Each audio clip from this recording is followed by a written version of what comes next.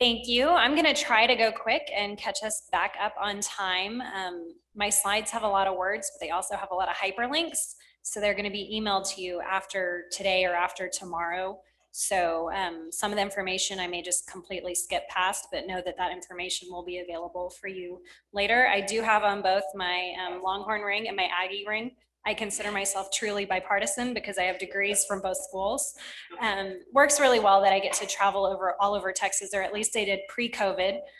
This is my first work trip since before the pandemic started. So I'm excited to be here with everyone. It's a little weird to be in a room full of people and in a room full of people without masks. So not nervous about speaking, more nervous about being around people.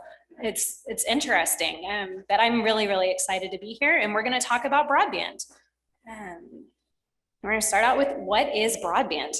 I think we've all heard this term over and over again, but do we really know what broadband means? Well, in the simplest form, broadband is just high-speed internet. However, what is considered high speed has changed over the course of time. What is currently considered broadband by the Federal Communications Commission is 25 megabit per second download and 3 megabit per second upload. That may or may not be fast for you depending on how many devices you're trying to use in your home. I'll explain that on the next slide. You can see that broadband comes in a variety of forms as far as technology. Broadband doesn't just mean fiber. It can mean cable. It can mean DSL. We can get broadband obviously mobily on our mobile devices. We can have fixed wireless, and we do have satellite technology. And we actually have two types of satellite technology right now to provide broadband. One of the exciting ones is the low Earth orbit satellite technology that's being developed. I think the one we hear about most is with Starlink with Elon Musk, but there are several other companies that are working on that technology. Those satellites actually, are closer to Earth. And so the latency or lag time in communication is a lot better because we're not traveling with data at a big of distance from the Earth. So really exciting to follow that technology and see how it plays out. If it ends up working, we really could connect really even the most remote areas of the United States. And if we think about Africa and India and places, it would be really exciting to truly have everyone connected to broadband across the world. So those speeds, what does that mean? That 25 megabit per second download really means you can use about 3 to 5 devices potentially at a time. So if we're thinking about COVID and we have everybody, at home, kids trying to go to school, parents trying to work, all of a sudden we're all on video calls watching teachers. Well, that 25 may not work. That's too many devices trying to use that speed. Yet that is what's considered broadband by the federal government and what federal funding is based on. So it may not be enough. There's conversations about potentially changing that speed in the future. We'll see what happens as far as that goes, but that'll be up to the FCC and the administration to do so. The final way I like to define broadband is really to think about it holistically. Broadband has physical access, so we have to have that physical connectivity available. If you don't have that infrastructure there, obviously you can't connect. But what if you do have that infrastructure and you don't subscribe? It doesn't matter to the fourth grader whether they don't have infrastructure to their home or whether their family can't afford to subscribe to broadband. They still don't have it at home. So those are two completely different reasons to not have connectivity that require different public policy solutions. And then the third way that we like to talk about broadband is on how we use it, and do we know how to use it? You might have it at your house and you know how to watch Netflix, but do you know how to use it for telehealth?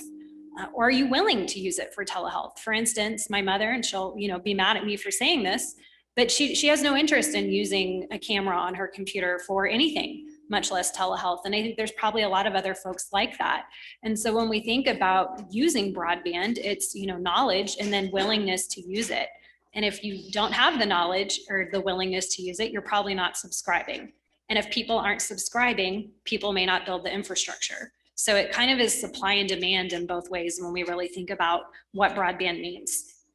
So what does broadband look like in the state of Texas? Right now we see that 96% of households in Texas have that physical access. And that sounds really, really good. But that percentage, it's misleading. I think Dr. Perryman would tell you percentages can always be misleading and you can make them into whatever you want to be. What that leaves us with is almost 900,000 Texans, or like the state of South Dakota, that doesn't have broadband. We would all think it would be absolutely crazy if an entire state didn't have broadband. Well, we have an entire state's worth of people in Texas that don't have that physical connectivity. So we definitely have a serious problem when it comes to infrastructure.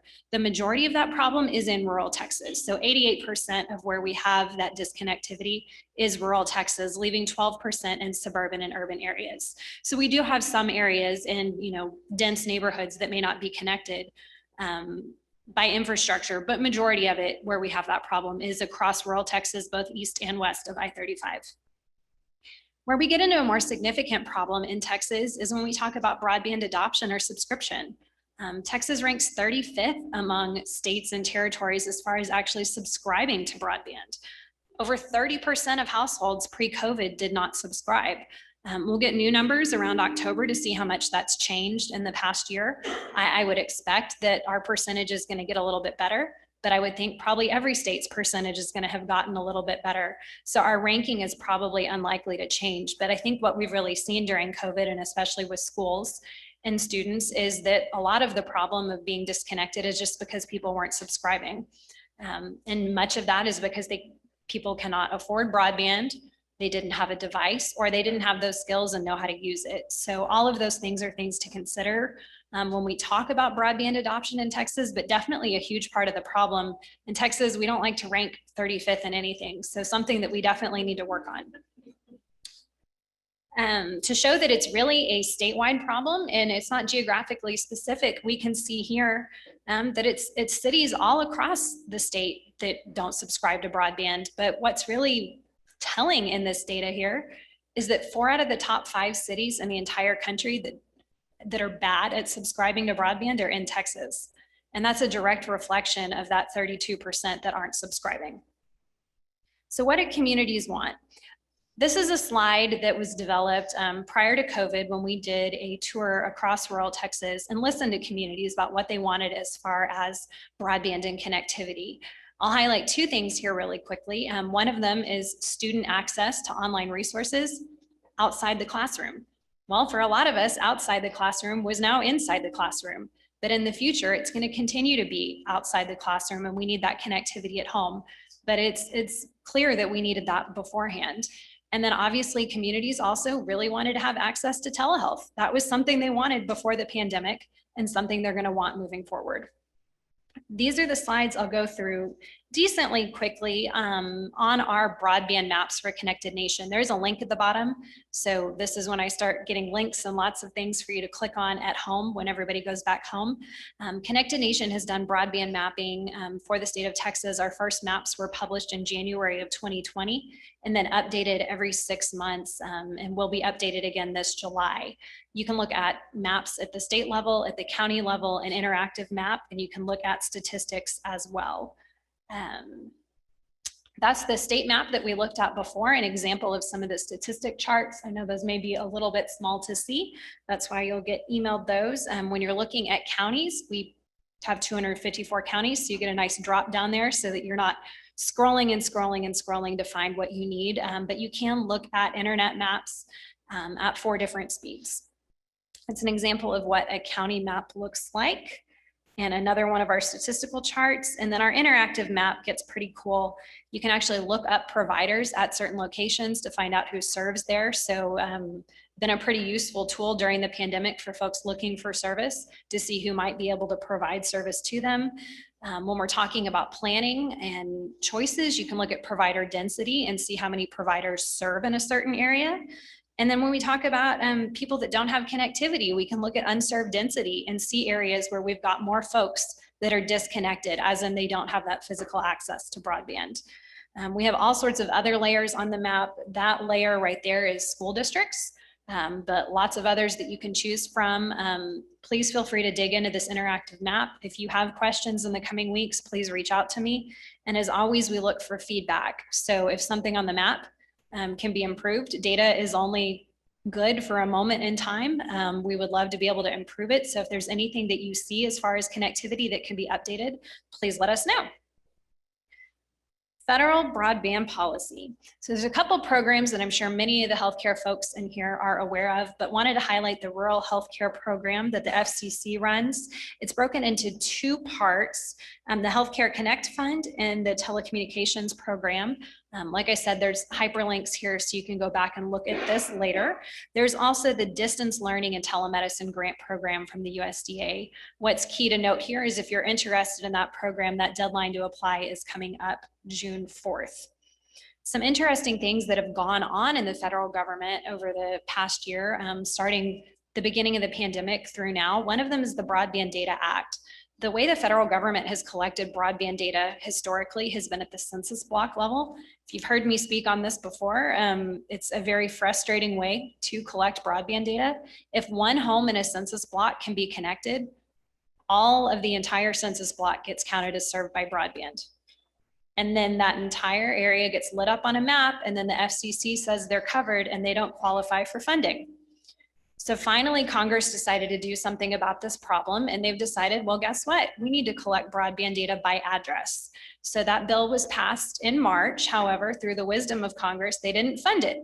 So we had to wait until December for this bill to be funded. So in the end of the year bill that passed in December, they did finally fund this new data collection method 9 months later. And so the FCC is currently working through that implementation process.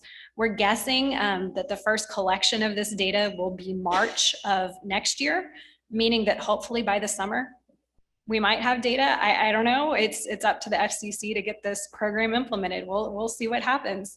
But really, really excited about this in general, because we're going to have much better data collected at the federal government level than we've ever had in the past. And it's going to be much, much more useful for planning, and so that we're using our government dollars well when they're being put toward broadband. One of the funds that's getting a lot of notice right now is the Rural Digital Opportunity Fund. Had COVID not existed, this would have been the biggest pot of money that we ever saw toward broadband.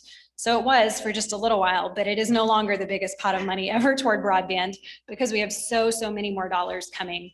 But for Texas, I believe we received $362 million toward providers to serve over 300,000 unserved homes and businesses across the state.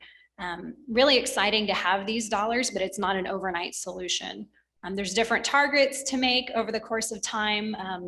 Providers may not end up fulfilling their commitments, but something to definitely watch, and something that's exciting for our communities where those dollars could be put to good work.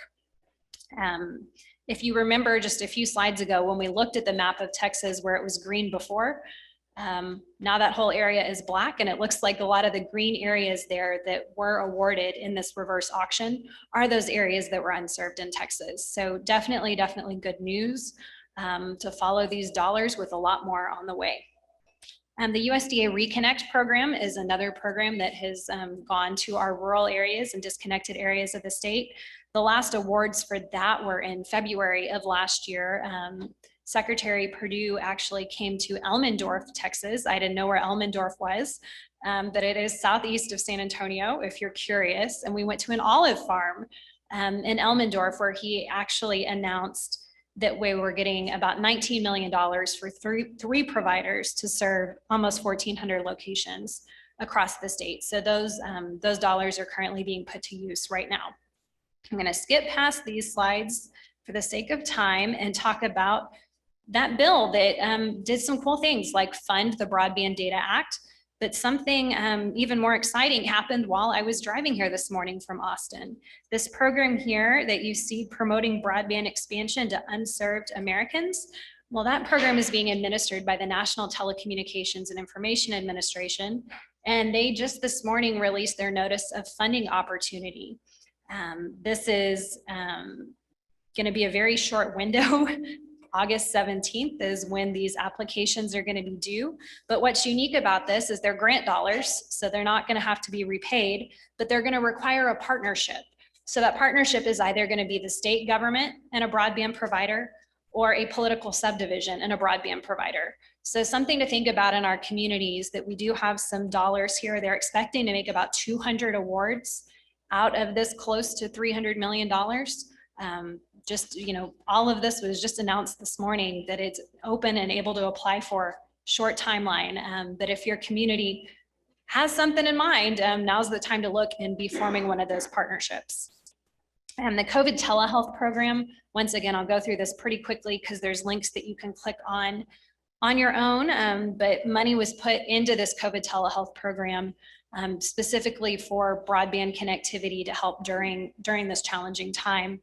This is what it looks like for Texas. I can't see on this screen what that number was, 7 million that went to providers in Texas through the COVID telehealth program. Kind of a good reflection of the state, but honestly a lot more, I feel like, urban than rural as far as where these dollars went. The emergency broadband benefit is something that's also pretty new and actually came online as of May 12th. So just last week. And this benefit will allow families to get up to $50 toward their broadband bill for the foreseeable future until the money runs out. So there's no end date for this program. It's just when the money runs out. But at least for the meantime, we're going to be able to help a lot of families, some of them with devices as well, get something toward their broadband subscriptions at home. So something, you know, part of that big extra money that we wouldn't have seen coming had it not been for the pandemic. The American Rescue Plan, obviously another piece of this, dollars that we weren't expecting to come. There's the Coronavirus Capital Projects Fund that's being administered by the Department of Treasury. We got some brief guidance on that last week, but what we understand is that it looks like the state of Texas is going to have over $400 million that the state will develop a plan and go after. We believe some of those dollars are going to go into a state funding program that's currently working its way through the legislature. Talk about that in a few minutes, but we believe a lot of the dollars are going to go directly into that and for other things across the state of Texas. And then the Emergency Connectivity Fund is pretty exciting. It's kind of the first step toward modernizing E-rate, which I skipped past earlier in the presentation, but E-rate is what typically has connected our schools and libraries in school and in library and has never been allowed to be used for at-home connectivity. So this Emergency Connectivity Fund actually puts money into E-rate so that we can focus on at-home connectivity. And a bit of a surprise, they actually said that these dollars can be used for forward thinking and not for reimbursements. So it looks like we are going to be able to use these dollars to plan into the future school year and possibly even purchase broadband subscriptions for students. More on that in a few slides.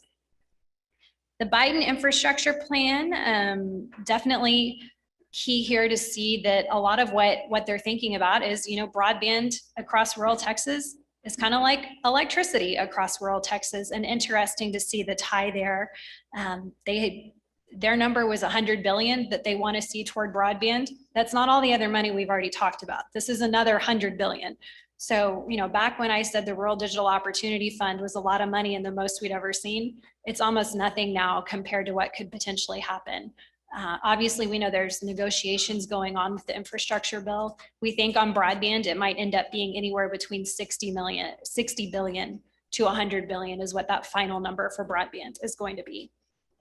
Interesting note here, though, when fact sheets were released for all the states, one of the things they did was talk about infrastructure and give states grades. Texas overall got a C if we talk about bridges and roads and everything else infrastructure-wise, including broadband.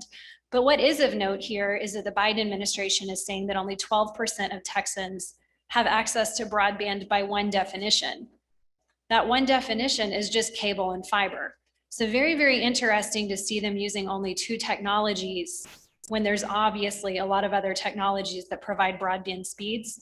I don't know really what to read into that, but definitely something very interesting. It's not really the common definition of broadband, nor what we've based federal funding on in the past. Really quickly, I'll highlight some broadband policy in other states. One of the things that we've really seen across the country pop up since the Obama administration time were state broadband offices, really being a coordinating source in states and not a regulatory source. So that connector, that leader, that voice for broadband, someone for communities to call, someone for providers to call. I don't know if you'd believe me, but there's almost 200 residential broadband providers in the state of Texas. I think we all know of some of the big ones and some of the mid-sized ones, but we've got a lot of small companies and they're curious about grants and funding opportunities. Well, who do they call? They call their state broadband office. Well, does Texas have a state broadband office? Not currently. Hoping to get there. So one of those things that Texas has been behind on, unfortunately, as far as if we talk about, what other states have done to be forward thinking and coordinating on broadband.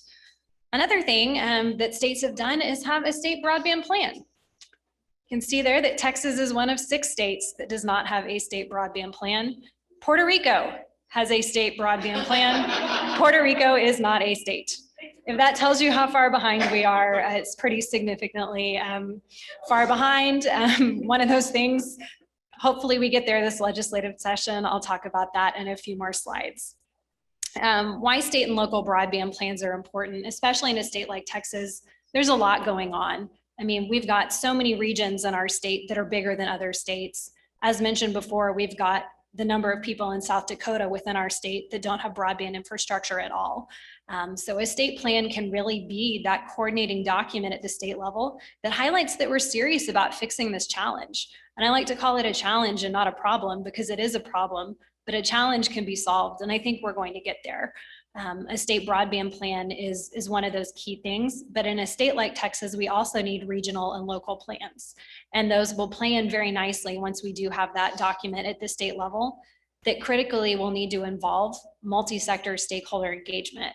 We need to make sure that we're talking to everyone and that this isn't a siloed approach to broadband. I think what we've seen over the years is we'll do something for education or we'll do something for healthcare.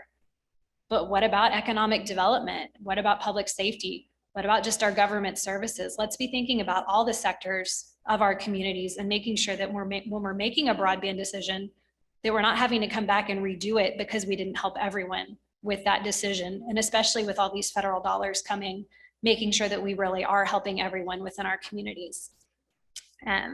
State mapping programs, many states have their own state mapping programs because of the way federal data has historically been collected.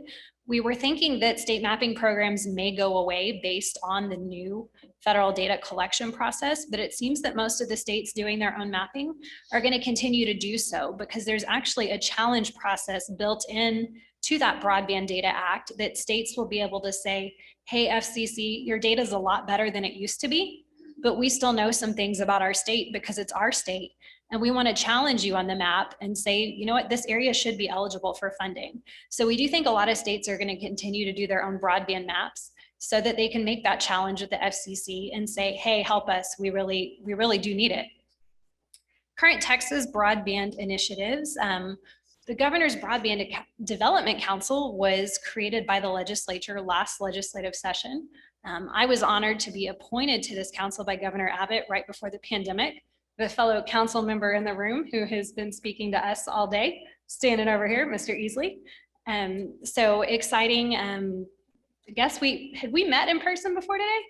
No. Just Zoom. So we have not had a broadband council meeting in person. I guess it makes sense that we meet using broadband, but I would absolutely love to have a council meeting at some point where we actually all get together. But unfortunately, we've been in a pandemic the entire time that we've been created.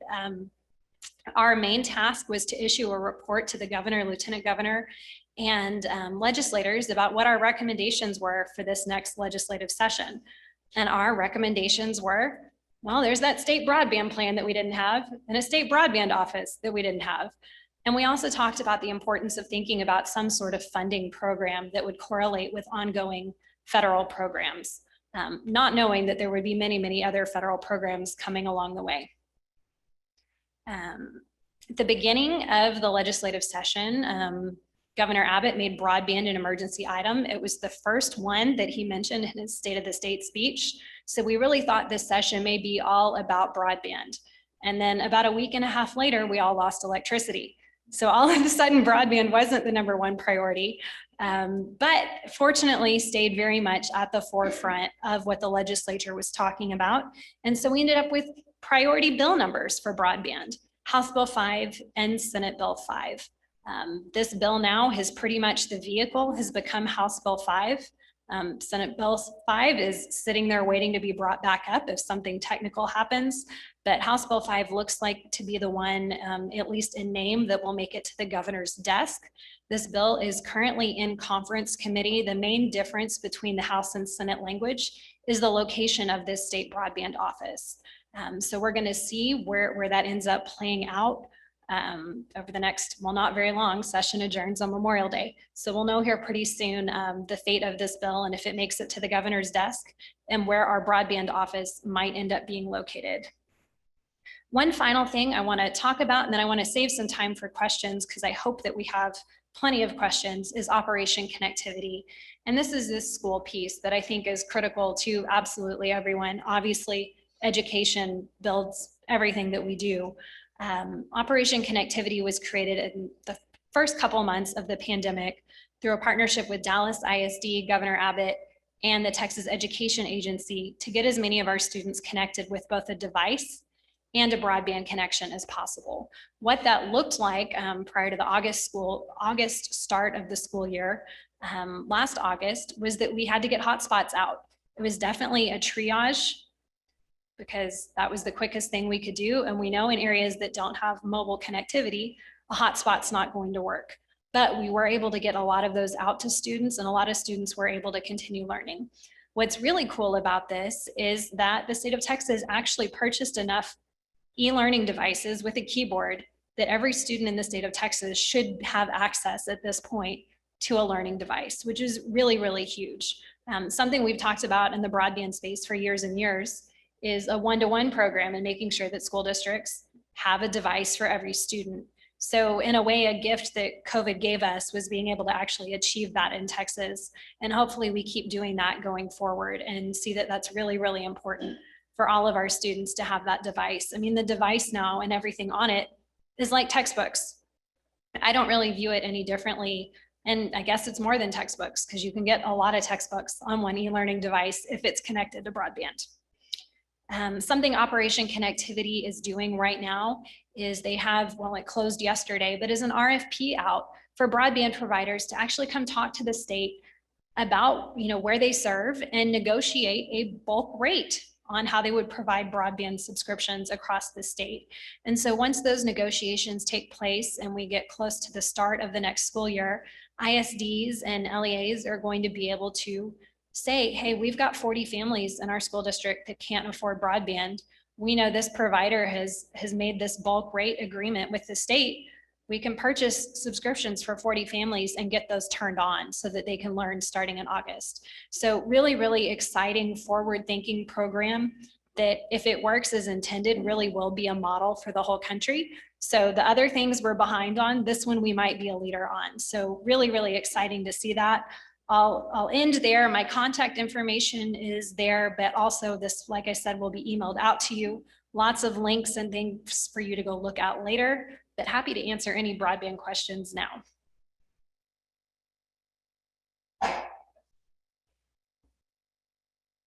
No questions? I'm not as entertaining as our previous two speakers.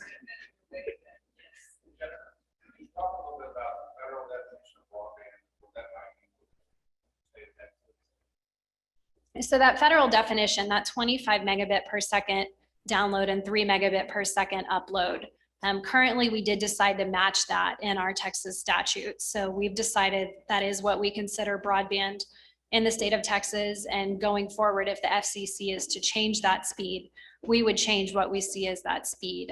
One part that I didn't really cover in the presentation is, we talked, that's the unserved speed. But what about underserved? A lot of states that have been doing this broadband work for a while have an underserved definition as well. Many of those states say that if you can't download at 100 megabits per second, that you're underserved. And they have programs and state funds that go toward that type of connectivity. So something that I think, Texas, we're just now getting started. We're just starting to do our homework as far as broadband, but something that maybe the state might do in the future is, have that underserved speed so that we can focus on folks that, well, the bare minimum may not be enough anymore. Hey, Jennifer, I know the only thing left that I can do for is to hash out the location of the office. Do you have a preference of where it ends up being located? So there's a big coalition called the Digital Texas Coalition that is representing, or was formed by the Texas Rural Funders, Texas 2036, and the Greater Houston Partnership. It has grown to dozens and dozens of organizations that are part of that Digital Texas Coalition.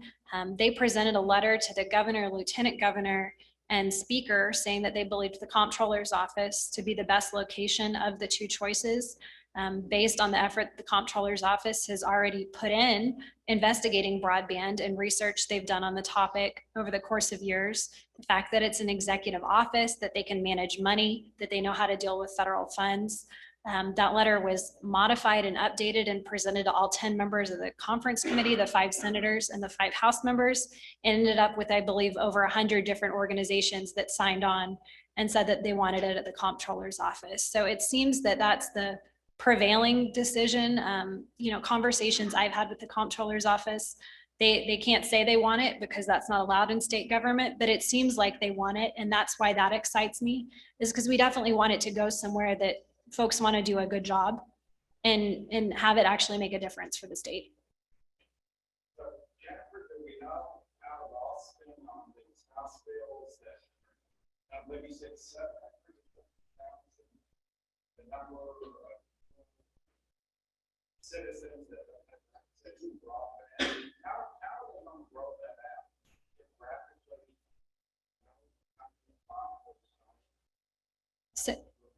So it's going to be based on that unserved number. So if you're in an area that is unserved, so you don't have that minimum 25.3 connection, that means you'd be eligible. What the state funding program actually looks like ultimately and how those are going to be awarded, a lot of that's going to be done through the implementation of that program. First, it has to have dollars put into it. The legislature is not putting any state dollars into this program. What they're anticipating is at least 100 million of the federal dollars from the American Rescue Plan to go into the program. So if that actually happens and those 100 million go in there, they've left some flexibility in statute for loans, grants, other ways that those dollars can be used. What that ultimately looks like, I think it's anybody's guess. At this point, we need the legislation to pass first, and wherever the broadband office is to start actually implementing that program. So it could be that certain geographic areas,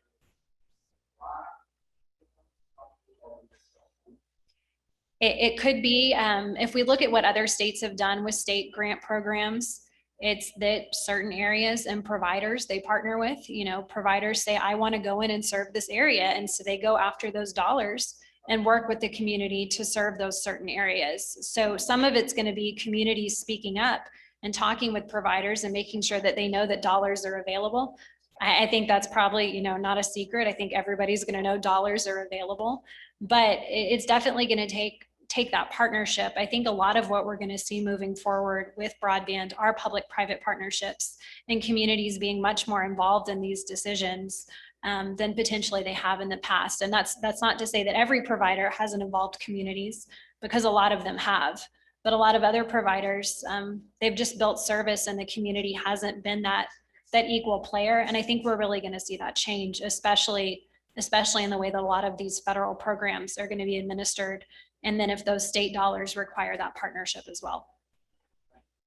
Jennifer, has there been any research or studies that on the impact on education and healthcare during this pandemic with the access to the broadband, and whether or not it was actually maximized for its use? I mean, what is the effectiveness of it? I know that not only just education, but the healthcare component of it, how much was maximized? So I'm not sure that there have been any studies just yet. I think, we surveyed people to death during the beginning of the pandemic. And then of course we had this census. I think we're going to get some questions answered in the next round of the American Community Survey. If more folks are connecting, if more folks have devices.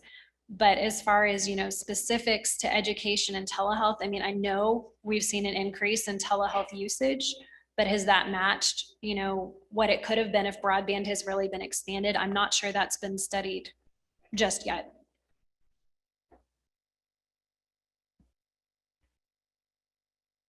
Yes. So is the task force going to continue to be, guys what are the priorities for the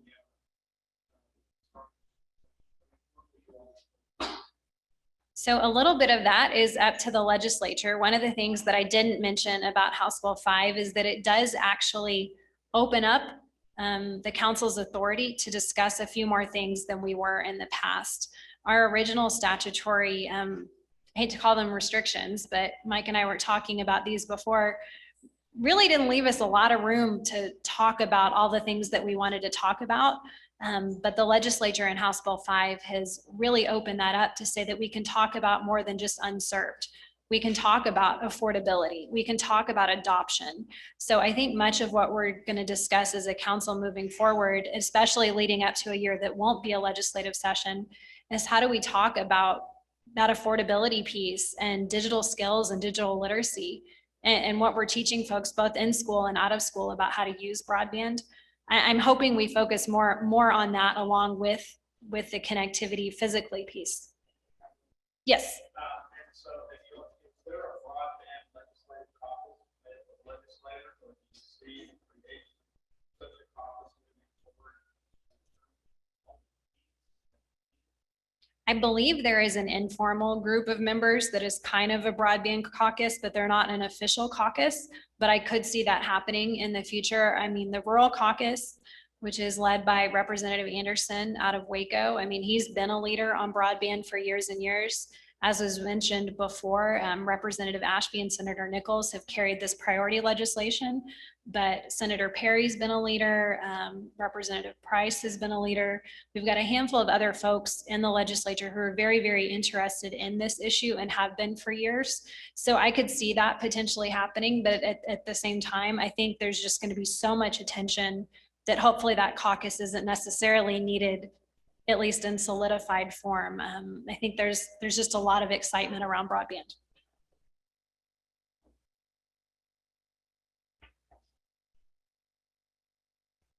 Well, please feel free to call me, email me. I talk about broadband all day long, every day. So happy to talk about it with anyone and answer any questions that you might have in the coming weeks or months.